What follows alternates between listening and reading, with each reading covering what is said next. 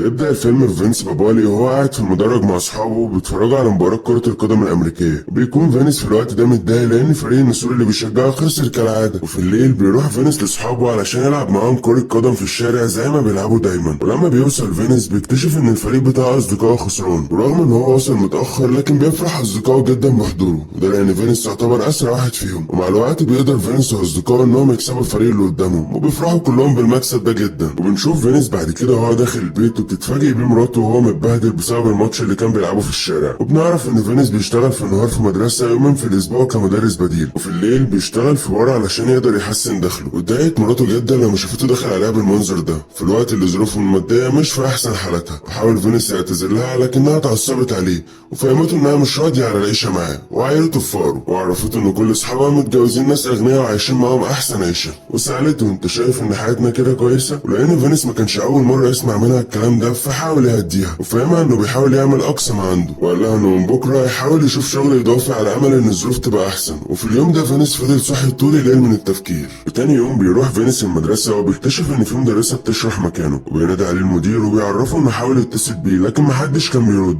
وبيتصدم فينس بالمدير وهو بيقول له انهم من دلوقتي استغنوا عن خدماته، وعرفوا ان الميزانيه بتاعت المدرسه قليله وعدد المدرسين كتير، وعلشان كده قرروا انهم يمشوا بعض المدرسين اللي موجودين في المدرسه، وكان فينس واحد منهم. وساعتها فينس كان متضايق وبيمشي من المدرسه وهو حزين. بعد كده بنشوف ليتوس رئيس نادي النسور وهو بيتكلم في مؤتمر صحفي وبيقول لهم ان فريق النسور خسر مباريات كتير الفتره اللي فاتت وما كانش في احسن حالاته، وبيعرف الناس ان في مدرب جديد هو اللي هيستلم الفريق واسمه ديك فيرميل. وبيتكلم ديك وبيقول لهم ان فريق النسور كان دايما عظيم، وعرفهم انه يعمل افضل ما عنده علشان يرجعهم زي ما كانوا احسن. ونروح للحاله اللي بيشتغل فيها فينس واللي بتبقى بتاعت صديقه ماكس. بيكون ساعتها بيتعرض قدامهم في التلفزيون ان المدرب ديك فيرميل قرر لاول مره في تاريخ كره القدم انه يفتح باب التقديم للشعب، لانه هيختار مجموعه من الناس عشان تلعب معاهم في الدوري المحلي. وبيقترح صحاب فينس عليه انه يقدم في المسابقه بتاعه الفريق، وده لانه سريع جدا وكمان عنده لياقه بدنيه عاليه. وبيضحك فينس على كلامهم ومش بيهتم بالموضوع. بعدها بيروح البيت وبيتفاجئ بان مراته سابت البيت وخدت العفش كله، وسابت له ورقه مكتوب فيها انه شخص فاشل ومش هيعمل حاجه في حياته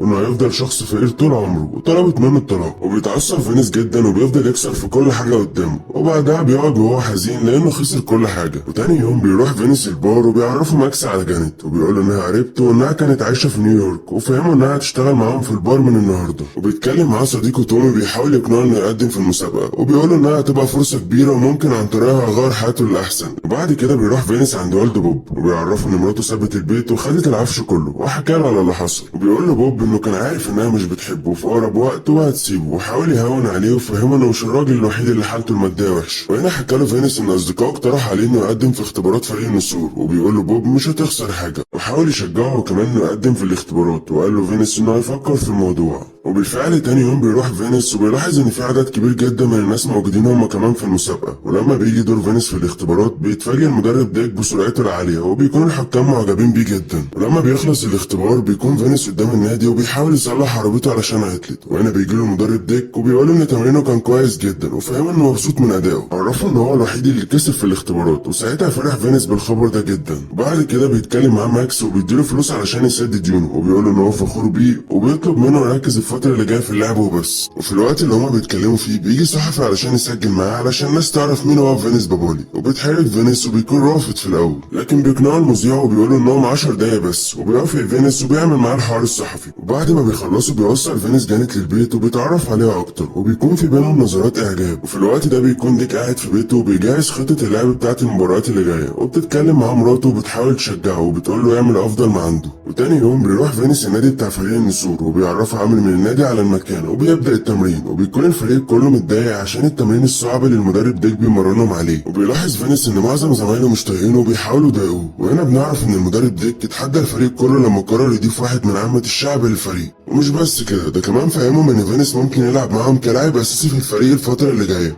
اعتبر الفريق كله ان اضافه فينس للفريق اهانه ليهم، وعلشان كده قرروا يهاجموه. ولما بيخلص التمرين بيوريك كابتن الاوضه بتاعته بيعرفه مواعيد الاكل والاجتماعات، وبيتصدم فينس لما بيشوف ان جانت جابت له تيشيرت هديه لفريق العمالقه، وبنعرف ان ده الفريق اللي هيلعب ضد فريق النسور في المباراه اللي جايه. وبيكلمها فينس وبيقول لها انت كده عاوزاهم يمشوني من قبل ما العب معاهم، وبيعزمها على العشاء وبتوافق جانت. وتاني يوم في الوقت اللي هما بيتمرنوا فيه بيتفاجئ فينيس بواحد من زمايله وهو بيضربه، وبيتعصب فينيس وبيتخانق معاه. وهنا بيجي المدرب وبيزعق لهم وبيعرفهم ان ده مكان للتمرين مش للخناق، وفهمهم انهم لو فضلوا يتصرفوا بالطريقه دي مع بعض عمرهم ما هيكسبوا في المباريات اللي جايه. ورغم كلام المدرب معاهم لكن كالعاده محدش فيهم كان طايق فينيس. وبيروح فينيس بعد كده عشان يتعشى مع جانيت، وبيعرف انها لسه سايبه خطيبها عشان كان بيخونها. وهنا حكى لها فينيس انه كان متجوز بقاله 5 سنين، لكنه رجع في يوم ولقى مراته سايبه له البيت، وعرفها انه رياضي من وهو صغير عشان والدته كانت رياضيه بس ماتت بسبب مشاكل صحيه، ومن ساعتها والده بقى حزين دايما بسبب موتها. وبيكون في الوقت ده المدرب ديك بيسجل اسامي اللعيبه اللي نجحت في الاختبار الاول، وبيكون منهم فينيس، وبيذاعوا الخبر ده على التلفزيون وبيشوف اصدقاء الخبر وبيفرحوا علشانه جدا. وهنا بنعرف ان فينيس لسه مبقاش لاعب اساسي في الفريق، لكن هيعدي الاول هو وباقي افراد الفريق على اختبارات، واللي هينجح فيها هو اللي هيكمل معاهم والباقي هيمشي من الفريق للابد. وبنشوف فينيس بعد كده وهو قاعد في الحانه بتاعت ماكس وبيتكلم مع جانيت، وبيقترح عليها انهم يخرجوا مع بعض مره تانيه، وبتوافق جانيت. وبالفعل تاني يوم بيخرجوا مع بعض وبيروحوا المطعم، وهناك بيتعرف واحد من الناس على فينيس وبيقول انه معجب بيه جدا وبيحاول يشجعه انه يكمل في الفريق، وبينصحه انه ما يركزش مع كلام الناس ويحاول يعمل افضل ما عنده. وساعتها شكروا فينيس على الكلام الجميل ده.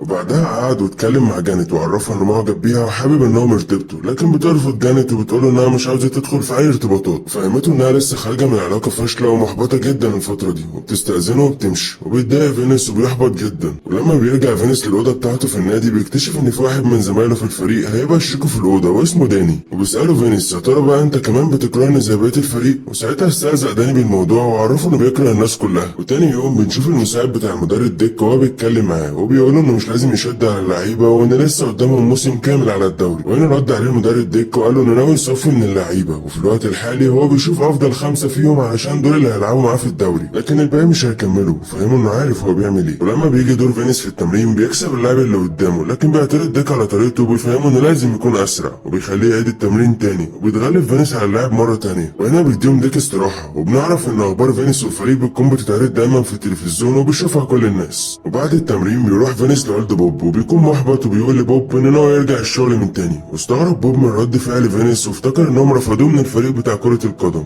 لكن فينيس عرفه ان لسه في الفريق، لكن هو بيتوقع انهم كده كده هيمشوه قريب، انهم اكيد مش هيسيبوا واحد عادي بيشتغل في بار يكمل في فريق المدينه كلها مستناه يفوز. وعرفه ان الفريق كله مش طايقه وانه مش عارف يركز في التمرين بسبب الصدمات اللي بيقابلها. وساعتها اتكلم مع بوب وحاول يهديه وفهمه انه مش فاشل زي ما بيقول، وان هو دايما بيثق فيه. وبيكون في الوقت ده ديك مجتمع مع باقي مدربين الفريق وبيعرفهم انه اختار 4 لعيبه من ال5 اللي هيلعبوا معاهم في المنتخب، لكن اعترض المدربين على قراره واقترحوا ان اللاعب الخامس يكون اللاعب بيتر لانه لاعب قديم ومعروف، وعرفوه ان هو مش واثقين ان لاعب جديد وهاوي زي فينيس ممكن يأثر في الفريق، وفهمون ان الناس عاوزه تشوف الفوز ومش هيستحملوا اي خساره تانيه. وساعتها اتضايق ديك لانه كان عاوز فينيس هو اللي يلعب معاهم، وبينادي واحد من المدربين على فينيس وبيقول له ان الكابتن ديك عاوزه في المكتب، وبيستهزئوا بيه زمايله لانهم بيكونوا متاكدين انه خلاص هيمشي من الفريق. وبيروح فينيس للمدرب ديك وبيكون هو كمان فاكر ان هم هيمشوه من الفريق زي ما قال لبوب. لما بيدخل للمدرب بيدي فينيس الورق بتاعه وبيشكره على الوقت اللي قضاه معاهم، لكن اعترض ديك على كلامه وقال ان هو من النهارده مرحب بيه كواحد من الفريق، وعرفه انه هيلعب معاهم كلاعب اساسي في المباريات اللي جايه. وهنا بيتفاجئ فينيس بالخبر وبيفرح جدا، وبيروح بعد كده لاصحابه علشان يعرفهم بيحتفلوا بيه كلهم، وبيجي بوب واصدقائه علشان يحتفلوا معاهم وبيكونوا فخورين بيه جدا. بيجي وقت اول مباراه لفينيس وبيجهز الفريق كله وبيطلعوا للملعب، وبيكون اصدقائه بيتفرجوا عليه من التلفزيون، لكن اللي بيحصل ساعتها انهم بيخسروا الماتش، وده بسبب ان فينيس وقع في اخر لحظه وهو بيجري بالكوره. وهنا اتضايق المدرب ذكي جدا وزعق لفينيس، وبيتذاع في الاخبار ان دي خساره كالعاده، واستهزأوا بفينيس وقالوا ان الناس عاوزه لاعب كره قدم مش عامل في بار.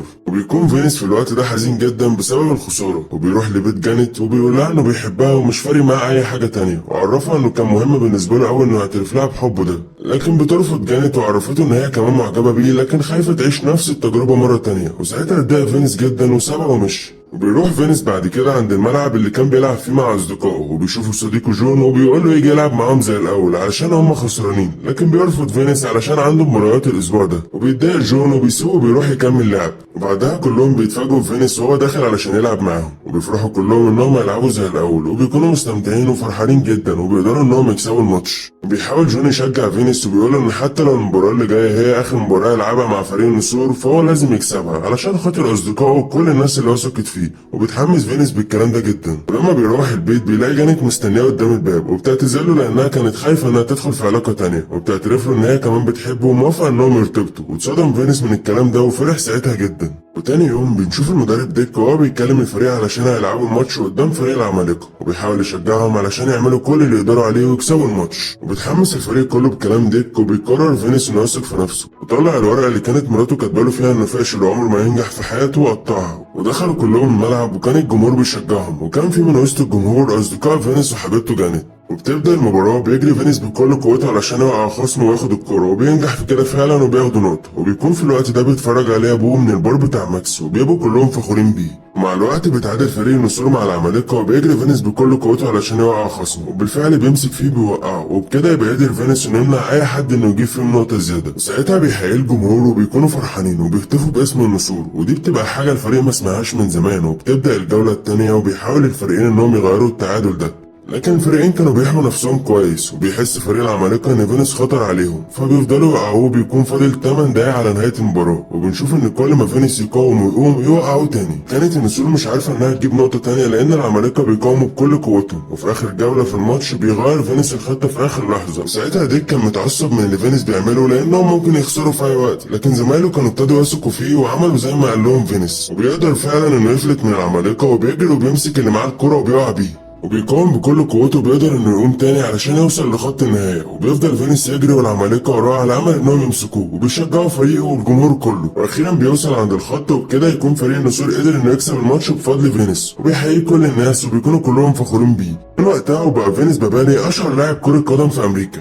وانتهى فيلمنا، ويا رب يكون عجبكم، واللي حابب يتابعنا ويشوف بقية الافلام اشتركوا وفعل الجرس.